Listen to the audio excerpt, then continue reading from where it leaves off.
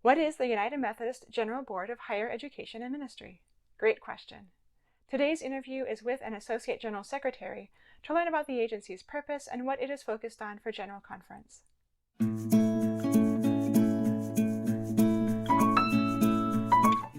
Please introduce yourself. I'm Trip Lowery. I'm the Associate General Secretary of Theological Education and Clergy Formation at the General Board of Higher Education and Ministry. What is the General Board on Higher Education and Ministry's purpose? It is a broad and deep pool of work that GBHEM is involved in. We work with higher education and theological education, as well as formation for leadership in the church. Our purpose is to help form and shape those who are discerning a call into leadership, which may be in the United Methodist Church, or it may be into ordained or credentialed ranks in the United Methodist Church, or into lay ministry in the United Methodist Church, or maybe into a different space altogether. So part of our work is to help them understand what it means to be a leader in the United Methodist Church and what kind of formation would be helpful as they discern and continue to listen and continue to respond to God's call in their life. We support the credentialing work of the United Methodist Church and all of the formation experiences that would go into that, whether it's with theological education and what goes into forming someone to serve in a church, whether it's an elder or a deacon or a lay minister, vacation Bible school teacher. Also support of academic institutions. We support university presidents and deans. We work with different schools to help publish materials that need to be published, but don't always get published because maybe they're a voice that's on the margins. And so we help shape the conversations that are heard around the church when it comes to the theological education and formation for ministry in the United Methodist Church. And that's inside the U.S. as well as outside the U.S. It is truly a worldwide work that we do at GBHEM. What would you say is the overall impact of your agency on the United Methodist Church? We are a connected denomination, so part of GBHEM work is to help the church remain connected and understand what it means to be connectional and discover new ways to connect as we all do this work together. We do this through interagency partnerships, worldwide associations, different ministerial leadership support opportunities, equitable funding strategies.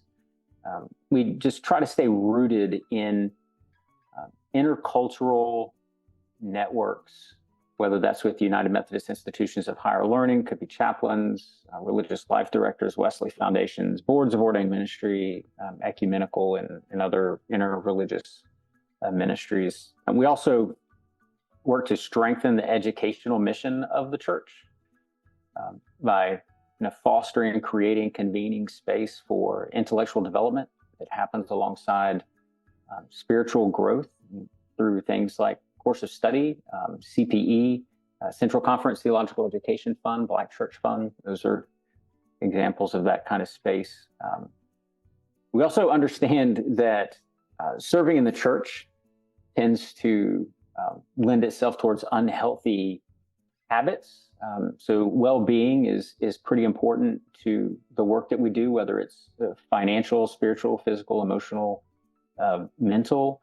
And because we're connected, as we should be, we're working with GCFA, WestPath, some others to help move the work of holistic well-being forward in really meaningful ways. And we also work to advance equity and belonging in every place that we have influence. And we're being more intentional about doing that work where and when we can. Things like equity audits with boards of ordained ministry, support for historically Black colleges and universities, programs that we offer, like Journey Toward Ordained Ministry, that helps students that are on the margin thinking about ordained ministry in the United Methodist Church, how to navigate the process and offer scholarships to those students as well as mentoring. Things like that. So those are the places that we really feel like we have impact through connection, through engaging educational missions, clergy well-being and health, and advancing equity and belonging. Those are the four key places that we're trying to have the most impact and where we're trying to move the needle. What legislation has your board submitted to the upcoming General Conference? We'll try to submit legislation and do legislative work that will reduce repetitive language in the Book of Discipline, that encourages collaboration between ministry partners, that clarifies roles and clarifies processes that we all follow, that allows for some creative implementation of our work as well as the work of our constituents, and just general support for our ministry partners. So those are the things that our legislation has tried to do. Some things that have been key to GBHEM that we've submitted legislation around. One would be a reimagining of our objectives and our responsibilities.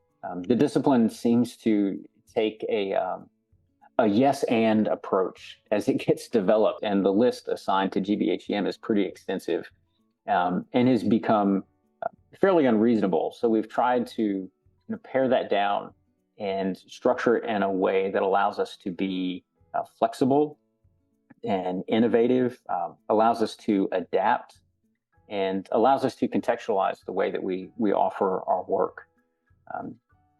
Another piece that we've tried to offer General Conference is the opportunity, the options to complete course of study fully online. The University Senate has allowed for a fully online MDiv course of study because our course of study policies are in the Book of Discipline. We couldn't adjust those policies as quickly as the University Senate could adjust its policies. So we've offered a petition General Conference that would allow a student to complete course of study fully online. It doesn't mean that they have to. We still have hybrid and residential options, but it would allow for a fully online completion of course of study. We just think that addresses a lot of the things that I spoke about where we're trying to measure impact around issues of accessibility and equity, access, affordability. We've also got some petitions that are around MEF, Ministerial Education Fund. We are asking for annual conferences to share how they spend MEF dollars. We think that would give us a lot of insight on conference priorities and what they're identifying as problems they're trying to find solutions for, and where they're placing higher priority in their work. Because where you prioritize is usually where you spend. So just finding out what they're doing with the funds and what kind of programs they're trying to start would be really helpful as we try to support them in their work. Schools already have to report back how they spend the MEF dollars that they receive. Annual conferences don't. So it would be very helpful to know what they're doing and where their interests are. Is there any other legislation that you want to highlight? A petition that we did not submit but support very deeply is the Central Conference Higher Education Fund. There are only 4 Methodist higher education associations and central conferences, and they represent 96 institutions that are trying to improve Methodist higher education. This education, it provides Christian leaders in churches and communities and other places and countries outside of the U.S. with support. They're struggling with constrained budgets and underdeveloped facilities, and they need leadership training to increase their impact and broaden their impact. So this fund would enhance United Methodist values and education and leadership in places outside of the U.S. There are funds like this available to help United States-related institutions. This would create a similar fund outside of the United States to help do that work. So we do have some concerns around the general agency review, and it's a non-disciplinary petition. We're not sure it's made up of enough members who would know intimately the work of the agency well enough to make decisions about the roles and the resources and the responsibilities that should be assigned to the agency. no, we totally understand the problem that they're trying to address with this, and totally support that. GBHEM has actually been doing that work for a couple of years, and that's the reason that we've entered into this really innovative, really cool, exciting partnership with the GBGM. So we totally agree that a review of general agency work is very appropriate and should be done. We just we have some concern about how this particular solution for that problem may play out. And we offer what we've done with GBGM and the process that we followed. We offer that as a model for how that work can be done in a healthier way. It would involve some different voices around the table. And we also have some very general concern for any petitions that seem to remove the connectional aspect of our ordination process, of our credentialing process. There are a few petitions that seek to contextualize the credentialing process in a way that we're not sure is as helpful as they want it to be. And so contextualizing, what I'm talking about is allowing an annual conference to decide what schools offer educational experiences that should count towards ordination, or changing the requirements for ordination in a way that doesn't quite reflect what's happening in spaces outside of theirs. So if we're going to stay connected, at some point we need to share some values and share some common standards across all of the annual conferences, across all of the connection. They can already make some contextual decisions on the ordination process, but there are some petitions out there that would allow even further, even broader, even deeper contextualization. And we think that moves away from this connectional aspect of the church into more of a congregational model. And it doesn't quite allow us to stay connected in ways that are meaningful and healthy. So we just have a general concern for petitions that move in that direction. Regionalization would allow us to contextualize what's happening in the church, whether it's education, whether it's credentialing, whether it's how we're staying connected. It would allow us to contextualize while maintaining this deep sense of connection. It would allow us to do our work in more connected ways while allowing work in the different regions to be contextualized, to be individualized, to respect the cultures where this work is playing out. So we're very, very, very excited about what regionalization can yield for the church, and the role that GBHEM and the other agencies can play as we try to keep those regions connected in ways that are meaningful and supportive and Wesleyan.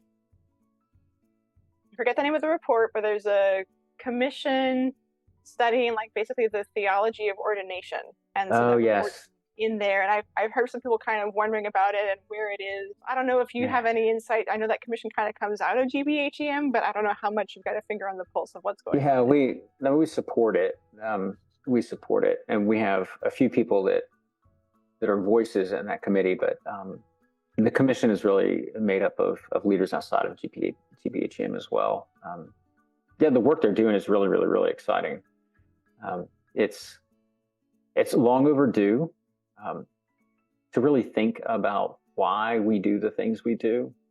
And that seemed to be what they were trying to do in this last iteration, trying to understand the theology of ordination. What does it mean to be ordained? Where is God found in all of this? And trying to separate the theology of it to the practical pieces.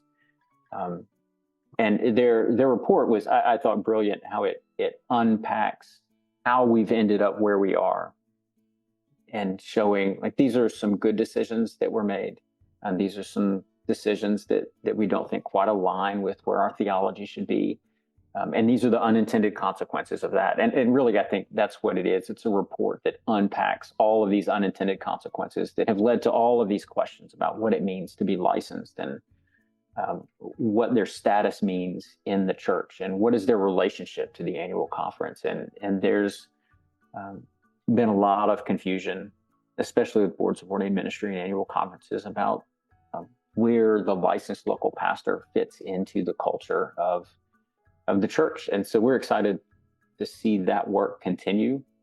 It's been really exciting. It will, I believe it's going to yield a paradigm shift in the church. Part of GBHEM's work is reimagining course of study and what that could be, and what courses are offered, and what type of student are we really trying to produce with course of study. Also a reimagining of the ordination process, which has a lot to do with what comes out of the study of ministry reports and those conversations. So we're really, really, really excited about what's coming out of those conversations, and can't wait to see what's next. Let's go back maybe and focus on the legislation coming from your board. What would happen if that legislation passed or didn't pass? If GBHEM's petitions didn't move forward at General Conference, the work would still continue. GBHEM would still be engaged in the work. The legislation that we're offering really helps us to do our work in ways that are more nimble, that are more financially appropriate, a little more innovative. It allows us to do what we do a little easier, a little better.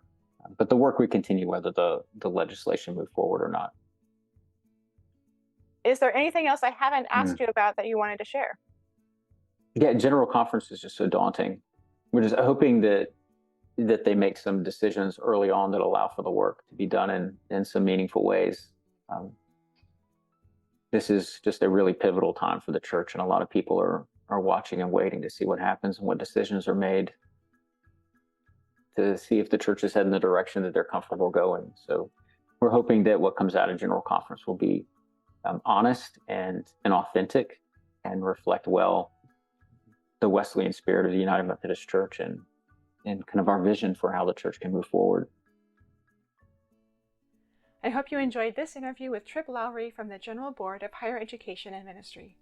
Please leave your feedback below and subscribe to get notifications about upcoming Emily Explains videos. Thanks for watching.